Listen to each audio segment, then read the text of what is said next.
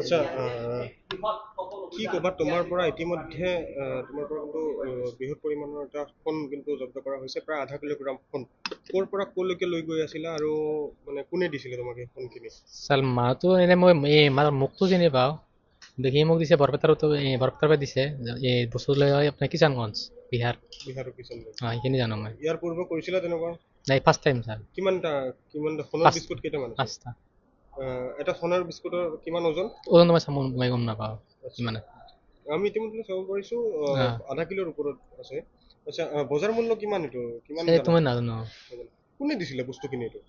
সেইটো ক'লো ছাৰ তাক মই এনে মুখটো চিনি পাওঁ এই মোক কৈছে নাম কি এনেই জিছান বুলি মাতে একেবাৰে লোৱাব বুলি মাতে জিছান বুলি আগতে কৰিছিলা তুমি আগতে কৰা নাই